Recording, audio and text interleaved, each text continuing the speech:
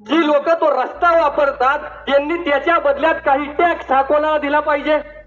त्या टोलच्या मार्फत सरकारला दिला पाहिजे. आपण पेट्रोल वापरतो, गॅस वापरतो, आपण सीएनजी वापरतो, आपण डिझेल वापरतो. या प्रत्येकावरती अधिभार लावला जातो आणि हा अधिभार लावलेला पैसा परत समाजामध्ये खर्च केला जातो. अरे मग एवढी वर्ष झालं तुम्ही आमचं पाणी वापरताय, त्या वापरलेल्या पाण्यावरती टॅक्स लावायला पाहिजे. ज्या शेतापर्यंत माझं पाणी जातं, ज्या शेतकऱ्याच्या दारात माझं पाणी जातं, त्या पाण्याला टॅक्स लावून त्यातून आलेला पैसा ज्यांच्या दारात जर न बांधली त्या आदिवासींच्या खात्यात जमा व्हायला पाहिजे. अरे शेतकरी हा राजा आहे, एवढ्या तेवढ्याला शेतकरी नाही म्हणणार नाही, पण तुमची भूमिका नाही का ते आदिवासीच्या पदरात पडावं. परंतु जर तुम्ही असा टॅक्स उभा करू शकत असाल तर आमच्या पाण्यावरती सुद्धा तुम्हाला असा टॅक्स लावावा लागेल आणि हा टॅक्स प्रत्येक आदिवासीला द्यावा लागेल. सब्सक्राइब नहीं किए हैं तो तुरंत सब्सक्राइब करें और बेल आइकॉन को अवश्य दबाएं ताकि आपको हमारे नए वीडियो के बारे में तुरंत जानकारी मिल जाएगी. तो तिरंगा उभा राहायच्या आधी जे इंग्रजांचं राज्य होतं, त्या इंग्रजांच्या राज्यामध्ये जेवढ्या आदिवासींची कत्तल झाली नाही त्याहून अधिक आदिवासींची कत्तल तिरंगा या देशात फडकवल्यावर झालेली आहे आणि ही वस्तुस्थिती आहे. पण तरी आमचा संविधानावर विश्वास आहे आणि म्हणून संविधानावर विश्वास ठेवून आजही प्रत्येक आदिवासी हा शांततेचं जिनं ह्या जगत आहे. परंतु त्या संविधानाचा गळा घोटण्याचं आणि पर्यायानं आदिवासींचा गळा घोटण्याचं काम ही सध्याचं सरकार करते. जर तुम्ही आधीपासून पाहिलं तर आम्हाला कधी संविधान कळत होतं, कारण आम्हाला कधीच शिक्षणाची दारं उघडी नव्हती. आता कुठं आम्हाला शिक्षणाची दारं उघडी झाली, आम्हाला पैसा कळायला लागला, आम्हाला संविधान कळायला लागलं. आणि ज्याला संविधान कळलं तो आदिवासी आमचे अधिकार, आमचे हक्क, आमचा अधिकार मागायला लागला. आणि अधिकार मागणारा आदिवासी स्वातंत्र्याच्या आधी आवडत नव्हता आणि स्वातंत्र्यानंतर सुद्धा आवडत नाही. आणि म्हणूनच त्या शिक्षणाची तंगडेतोड करण्याची कामं या सरकारनं सुरू केलेली आहेत. जी पद्धत शिक्षणाची तीच पेसा कायद्याची. आज हा पेसा कायदा म्हणजे आदिवासींचं संरक्षण आहे, परंतु या पेसा कायद्याची सुद्धा तंगडेतोड करण्याचं काम हे सरकार करत आहे. या पेसा कायद्यानुसार आम्हाला जे हक्क अधिकार मिळतात त्या अधिकारांवर सुद्धा आता आमचा डोळा आहे. विचार करा, पेसा कायदा म्हणजे 5वी अनुसूची नव्हे, 5वी अनुसूची संविधानामध्ये संविधान जन्माला आलं तेव्हा जन्माला आलेली आहे आणि त्यातला थोडासा भाग म्हणजे पेसा कायदा. ध्यानात घ्या, जर शेंग भुईमुगाची शेंग म्हणालात तर ती शेंगेचं टरफल म्हणजे पेसा कायदा आहे. शेंगदाणा तर अजून तुम्हाला गिळायचं जाईल का?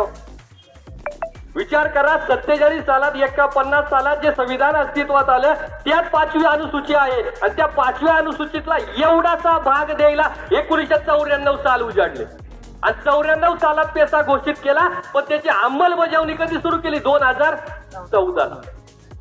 कायदा 1950चा, त्यात लिटर बल देतात 2014ला. विचार करा, 2014ला पेसा मिळला, आज 2023 चालू आहे. 8 वर्षात यांना बुडबुड आलाय.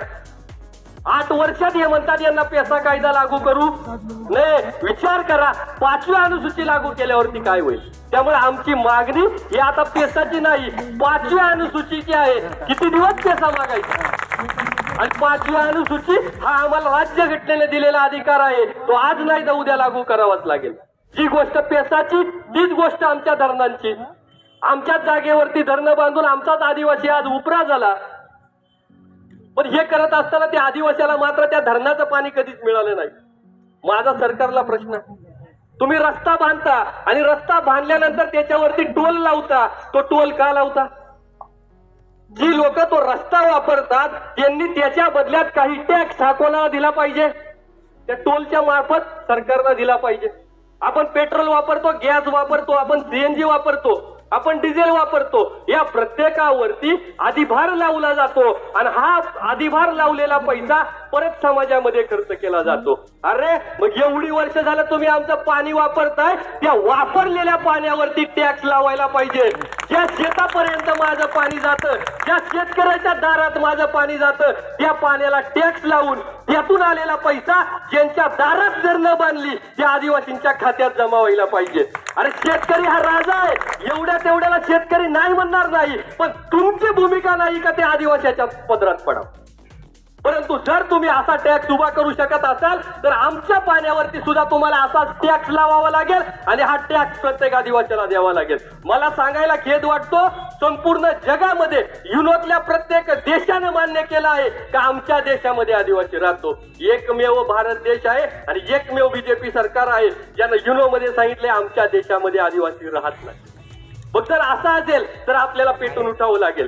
पेटून उठावंच लागेल, कारण पेटून उठल्याशिवाय तुम्हाला जे पाहिजे ते मिळणार नाही. तुमचे हक्क तुम्हाला मागावे लागतील. मग तुमचे हक्क तुम्ही कशासाठी लढणार आहात? शिक्षणासाठी लढत आहात, एकीकडे धरणासाठी लढत आहात, एकीकडे पेसासाठी लढत आहात. ही लढाई घरात बसून होणार नाही, तिच्यासाठी रस्त्यावरच उतरावं लागेल. मी जेव्हा इंग्रजांच्या बाजूला जातो तेव्हा मी विचार करतो, इंग्रजांसारखा निष्ठुर प्राणी ह्या जगामध्ये झाला नाही. या इंग्रजांनी सर्व जगामध्ये राज्य केलं, परंतु त्यांनी कोणालाही माफी दिली नाही, कोणाच्याही बाजूने ते वळले नाहीत. पण मला विचार पडतो, तुम्ही आज जे कायदे वापरत आहात त्यातले 99% कायदे इंग्रजांनी तुम्हाला लागू केले, फक्त आदिवासी. 5वी 6वी अनुसूची इंग्रजांनी दिली. आजही तुमची जमीन, आदिवासींची जमीन आदिवासी सोडून कोणी खरेदी करू शकत नाही. शासनाला दिलं नाही, इंग्रजांनी कायदा केला. मला हे कळत नाही, इतरांच्या बाबत प्रत्येक निष्ठुर वागणारा इंग्रज तुमच्या बाबतीत का चांगला वाटतो? तुम्हाला का तो अधिकार देतो? तुम्ही जसे मागाल ते अधिकार देतो. जंगल मागितलं, जंगलाचे अधिकार दिले. तुम्ही जमीन मागितली, जमिनीचे अधिकार दिले, पाण्याचे अधिकार दिले. मग इंग्रज हे सगळं का करतंय? तर इंग्रजांना माहित होतं इथं लाख पेटायची गरज नाही. यांचा पेटलेला एक माणूस बिरसा मुंडा होतो, एक पेटलेला माणूस राघोजी बांगरे होतो, एक पेटलेला माणूस कंट्या मामा होतो. लाख पेटायची गरज नाही, म्हणून तुम्हाला पेटण्या वाचून थांबवण्यासाठी हे सगळं दिलं. पण आता त्यात आम्ही समाधानी नाही. आता आम्हाला जे नाही ते मिळवण्यासाठी पेटावंच लागेल आणि ते आम्ही पेटलो आहोत. आदिवासी एक दुटीचा, आदिवासी एक दुटीचा. मागच्या 1 तारखेला जुन्नर मध्ये कार्यक्रम झाला. या जुन्नर मधल्या कार्यक्रमामध्ये ऑन स्टेज आपण सांगितलं होतं, धनगर आरक्षणाविरोधात जे आमचे 25 आमदार आहेत त्यांची भूमिका जाहीर करा, अन्यथा बिरसा ब्रिगेड प्रश्न विचारल्याशिवाय राहणार नाही. कालच परिणाम दिसला, 25च्या 25 आमदारांनी भूमिका जाहीर केली. ही ताकद एकीची आहे, ही ताकद समाजाची आहे, ही ताकद बिरसा ब्रिगेडची आहे. आणि फक्त 25 नाही तर अजून 35 आमदार असे आहेत का जे आदिवासींच्या मतदानावरती निवडून येतात. 25 आणि 35 झाले 60. जर 40 जाऊन 40ची अगरबत्ती जाऊन जर सरकार स्थापन करीत असेल तर 60 एकत्र आल्यावर काय होईल हा विचार सगळ्यांनी करायला पाहिजे. आम्ही किती दिवस दुसऱ्याची बस्करं उचलणार? आमची स्वतःची ओळख आम्हाला निर्माण करावी लागेल आणि ती करण्यासाठी सर्व समाज या सर्वांच्या पाठीमागे आहे. आणि जर पुढील काळामध्ये हे सगळं होत नसेल तर मग मात्र आपल्याला या सर्वांवरती लक्ष ठेवावं लागेल आणि या ठिकाणी सरकारला निष्ठुर सांगावं लागेल. हमारे चैनल पर आपको मराठी, हिंदी और आदिवासी भाषा में विभिन्न विषयों पर जानकारीपूर्ण और मनोरंजक वीडियो देखने को मिलेंगे. यदि आप हमारे चैनल को सब्सक्राइब नहीं किए हैं तो तुरंत सब्सक्राइब करें और बेल आइकॉन को अवश्य दबाएं ताकि आपको हमारे नए वीडियो के बारे में तुरंत जानकारी मिल जाएगी.